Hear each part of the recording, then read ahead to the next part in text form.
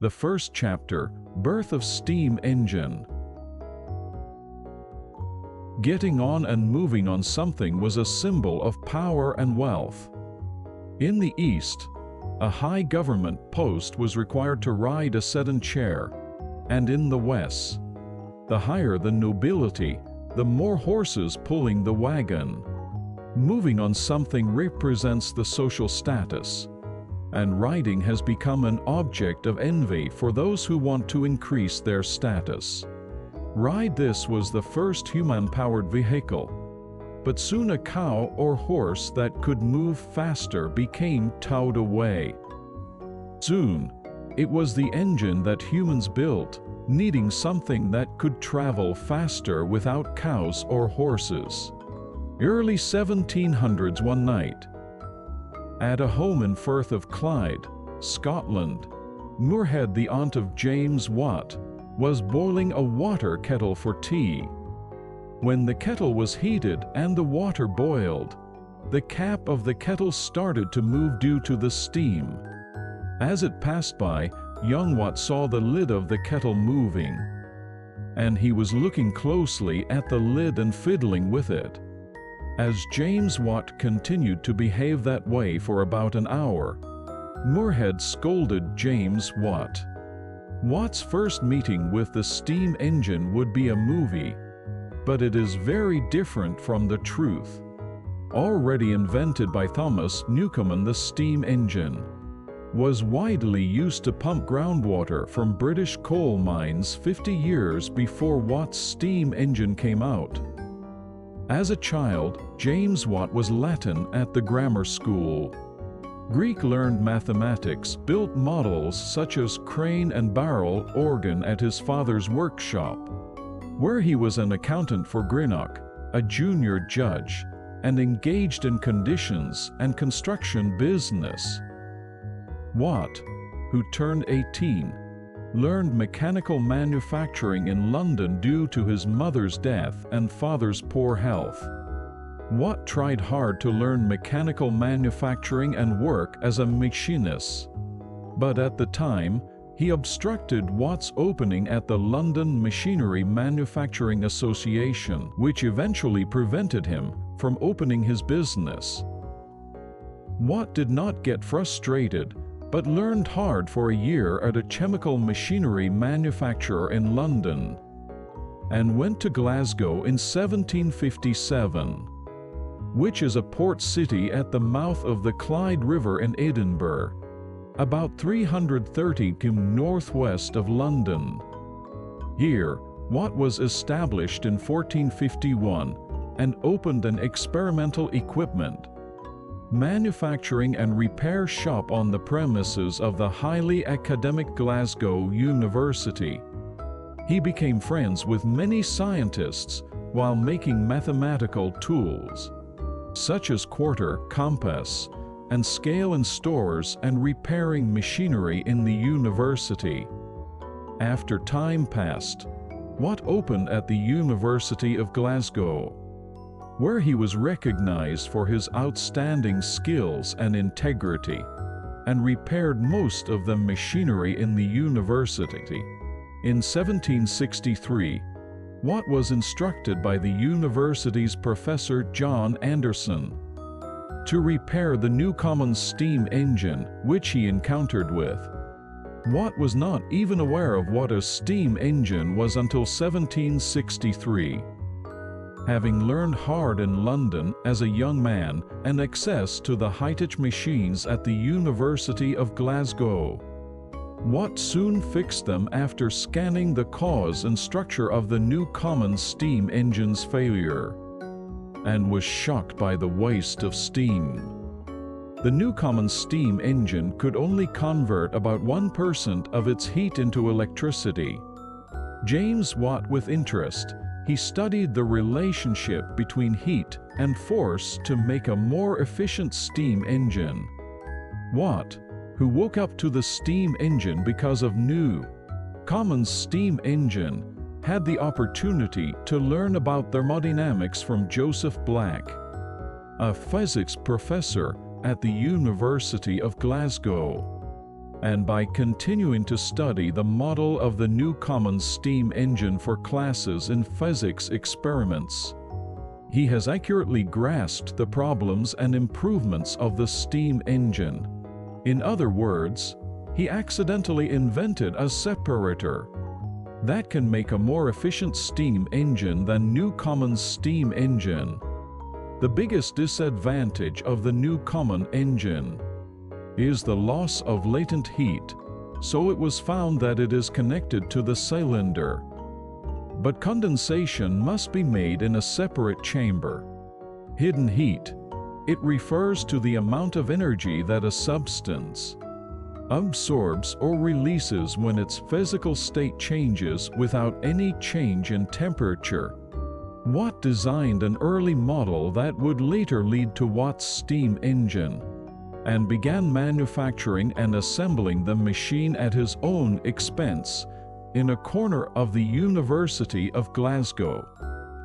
Watt's early model began operating with a loud sound one afternoon in 1765.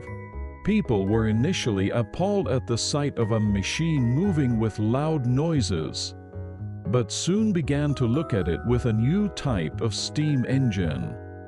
A handsome young man was watching the city in the warm sunshine in Glasgow, England, just as Watt was testing the initial model. After a while, he heard a sharp wind somewhere as he reached the University of Glasgow. People nearby were also traveling in search of the epicenter of this strange sound, and this young man mixed into the crowd and moved out of curiosity to know what the sound was. There was a large machine operating there, emitting steam that made a continuous sharp wind sound. The young man looked at the machine curiously and asked a middle-aged man who seemed to know the machine around him. The middle-aged man tells the young man that the machine is a steam engine invented by James Watt and seems to be the most advanced engine in existence. The young man nodded and looked at Watt, who made the machine, and was lost in thought. The young man becomes interested in the machine, examines it closely, and decides to return to his homeland, France, to conduct further research. This young man was Nicolas Queneau, a French army officer who caused the world's first car accident and built a steam car that was on the verge of being used to conquer Napoleon's world. After examining Watt's machine in detail, this young man returned to France shortly after. Nicolas Queneau, a military engineer who was a captain in French engineers, returned home and studied Watt's steam engine, remembering the 7 Years' War, which ended 2 years ago in 1763. At that time, he thought about how to use this machine for the military in the French army, which was defeated by Britain in the colonial war during the 7 Years' War. One day, Queneau was agonizing while walking alone on the road at an army training center. What should we make using the steam engine to become a boomer for military power? He was walking with these concerns when he saw soldiers leading cannons from a distance. The soldiers were sweating heavily, carrying heavy cannons, and the idea of lightning passing through Queneau's head occurred to him. Yes, this is it. After 4 years of research and effort, Queneau finally invented a steam car capable of towing cannons in 1769 at his workshop in downtown Paris. At the time, there was no concept of a car, there was no concept of moving a wagon with steam. But I'll call it a steam car for your understanding. The world's first steam car was made by modifying a cart, and the body was made of wood with a large boiler on the front wheel. The diameter of the rear wheel was 2 mm and weighed 5 tons. It was a 2-cylinder steam-powered front-wheeler with 2 pipe-type cylinders attached outside. Equipped with a furnace for coal, under the front wheel and a copper boiler for boiling water to obtain steam pressure. After completing this steam car, Quino reported to Duke Choiseul, the then commander of the army, that he had built a steam car capable of towing cannons without humans or words. At that time, amid the dark cloud of revolution, it was a situation where war might break out at any time, and the purpose was to somehow secure combat power. Seeing Choiseul's steam car that could pull cannons without horses or people, Duke Choiseul instructed his staff to test run it to see if it was useful in the battlefield. Quino was busy from early dawn on the day of the test drive. After thoroughly preparing for the test drive from his workshop in downtown Paris to the Vincennes Forest, a suburb of Paris, Quino finally began his historical steam car run from his workshop. Many people who had been gathered even before driving to watch the rolling steam car, which emitted fire, smoke, and strange sounds like a monster, were simply astonished. The cart that rolled on my own without horses or people pulling seemed magical to them. As a result, some people ran away shouting, "It's a devil, it's a monster, and it's a magic." The steam car's speed was about 4 miles per hour, so many people followed this strange cart. Quino was satisfied with the steam car, which ran smoothly by changing the water in the boiler every 15 minutes.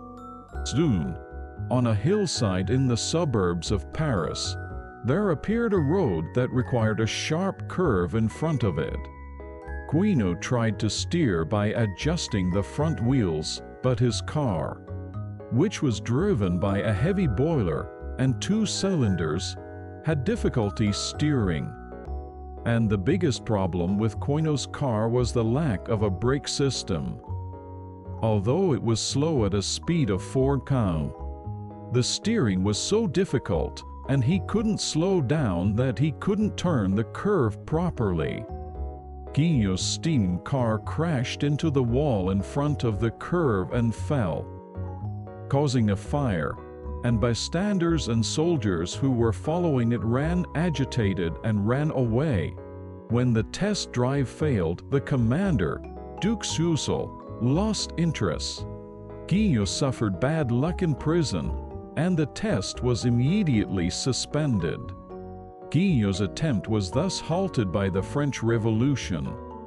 But his car, recorded as the beginning of the automobile, was also recorded as the first car in automobile history to cause a traffic accident.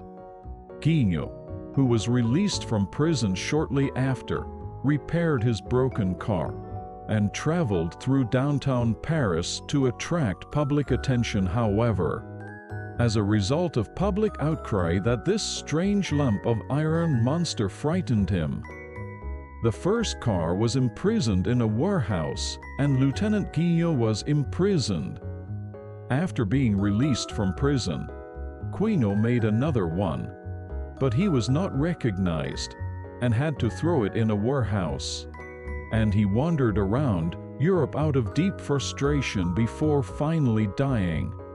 Afterwards, his steam car caught sight of Napoleon Bonaparte and repaired it to be used as a weapon to conquer the world, but was distracted by the war and could no longer see the light. This unfortunate first automobile is still preserved at the Paris Museum of Crafts.